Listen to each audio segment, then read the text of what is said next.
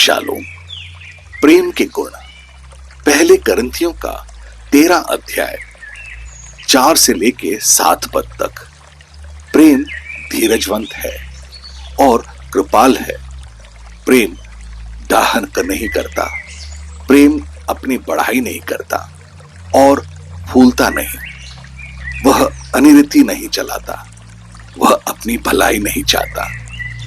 झुंझलाता नहीं, बुरा नहीं मानता, कुकर्म से आनंदित नहीं होता, परंतु सत्य से आनंदित होता है। वह सब बातें सह लेता है, सब बातों की प्रतीति करता है, सब बातों की आशा रखता है, सब बातों में धीरज धरता है। इस अध्याय में प्रेरित पौलुस ने प्रेम के कुल 15 गुणों का उल्लेख किया है। और भी हो सकते हैं, लेकिन एक अच्छा मसीह जीवन जीने के लिए इन गुणों का पर प्रकाश डालना जरूरी है। मसीहा के शिष्य के लिए प्रेम एक स्वभाव है। पहले करंथियों का 13 अध्याय उसका पहले से 3 पद तक। यदि मैं मनुष्य और स्वर्गदूतों की बोलियां बोलूं और प्रेम न रखूं, तो मैं ठनठनाता हुआ पीतल और झनझनाती हुई झांझ हूं।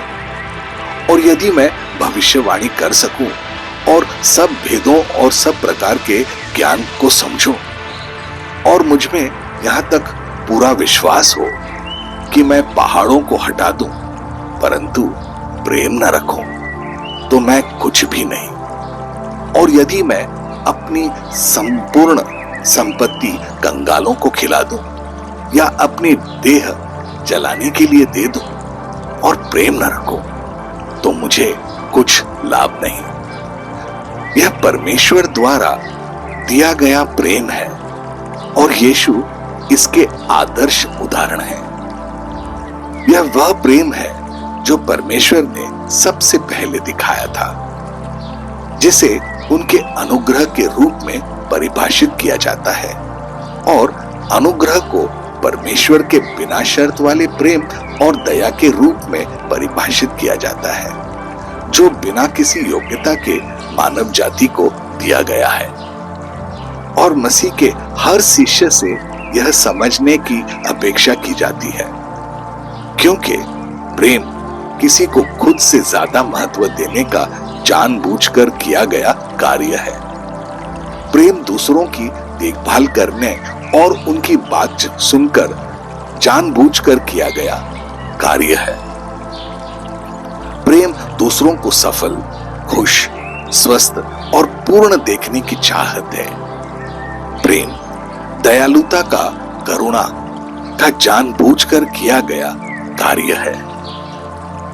प्रेम किसी के जीवन में बदलाव लाने की चाहत है। परमेश्वर ने हमें प्रेम करने और प्रेम पाने के लिए बनाया है। परमेश्वर हमसे प्रेम करता है। कभी कभी हम चर्च में परमेश्वर के प्रेम को उतना नहीं दर्शाते हैं जितना हमें दिखाना चाहिए, लेकिन यह सत्य है कि परमेश्वर प्रेम है। पहले यूहन्ना का 4 अध्याय उसका 8वां पद कहता है, जो प्रेम नहीं रखता वह परमेश्वर को नहीं जानता, क्योंकि परमेश्वर प्रेम है। परमेश्वर लगातार और जानबूझकर हमें खुद से ज्यादा महत्व देता है। हैरान हो गए? मैं समझाता हूं। वे शुरू से ही हमारे लिए काम करते रहे हैं। हमारे कृतज्ञ होने के बावजूद भी वे हमारी परवाह करते हैं। परमेश्वर हमें खुद के पुत्र से पहले रखते हैं। यह जरूर होगा, क्योंकि क्रूस इस बात की अंतिम गवाही है। परमेश्वर का पुत्र इमैनुअल, जिसका अर्थ है परमेश्वर हमारे साथ, उन्होंने क्रूस पर मरना, हम में से प्रत्येक के लिए खुद को बलिदान करना चुना। इससे बड़ा प्रेम का कोई कार्य नहीं हो सकता। दुनिया कहती है कि यीशु क्रिश्चियन लोगों का परमेश्वर है, लेकिन रुकिए, यीशु ने यूहन्ना 3:16 में कहा है, क्योंकि परमेश्वर जगत से ऐसा प्रेम रखा कि उसने अपना इकलौता पुत्र दिया, ताकि जो कोई उस पर विश्वास करे वह नाश न हो परंतु अनंत जीवन पाए। जब परमेश्वर ने अपने पुत्र को भेजा तब कोई क्रिश्चियन लोग नहीं थे, और यीशु स्पष्ट रूप से कहते हैं कि परमेश्वर संसार से प्रेम करता है। उन्होंने यह पापियों के लिए किया, उन्होंने यह संसार के लिए किया। परमेश्वर हमें उनकी आराधना करने के लिए बुलाया है। आराधना यह क्या है?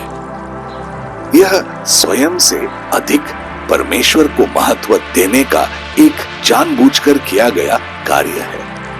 और आराधना के समानार्थी शब्द हैं पूजा करना, संजोना, प्रेम करना। जब परमेश्वर हमें उनकी आराधना करने के लिए बुलाते हैं तो वे बस हमें उनसे उसी तरह से प्रेम करने के लिए बुला रहे हैं जिस तरह से वे हमसे प्रेम करते हैं। हमारा विश्वास प्रेम पर आधारित है।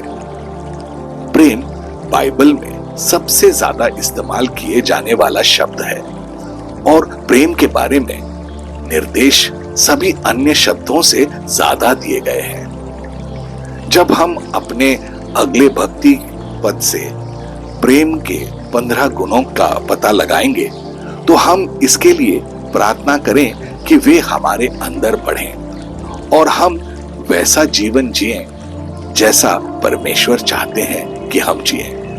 आइए प्रार्थना करें। प्रिय प्रभु यीशु, आपके प्रेम के लिए धन्यवाद। आपने मुझे अपने तरीके से प्रेम करना सिखाया। आपने मुझे प्रेम का महत्व सिखाया। जैसे कि आपका वचन कहता है, मैं धरती और स्वर्गदूतों की सभी भाषाएं बोलने के बावजूद लेकिन अगर दूसरों से प्रेम ना करूं तो मैं सिर्फ एक शोरगुल करने वाला घंटा या बजने वाली झांझ हूं। अगर मेरे पास भविष्यवाणी करने का वरदान है और अगर मैं परमेश्वर के सभी गुप्त योजनाओं को समझता और सारा ज्ञान रखता हूं, और अगर मेरे पास पहाड़ों को हिला देने वाला जैसा विश्वास है लेकिन दूसरों से प्रेम नहीं करता तो मैं कुछ भी नहीं हूं।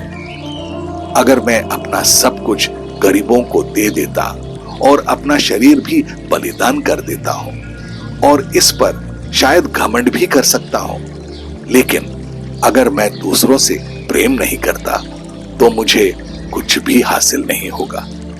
हाँ प्रभु, अब मैं समझ गया हूं कि बिना शर्त प्रेम का क्या मतलब है।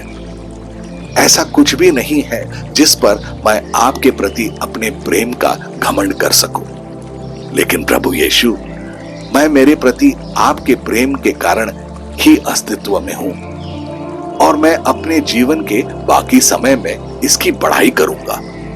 हर चीज के लिए एक बार फिर आपका धन्यवाद।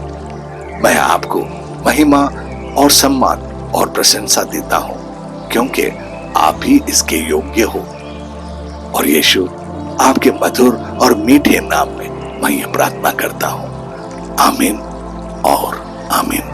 अपने दिन की शुरुआत प्रभु यीशु से करें। सब्सक्राइब कीजिए, नोटिफिकेशंस ऑन रखिए और ये दैनिक भक्ति आपको रोज मिलेगी। धन्यवाद।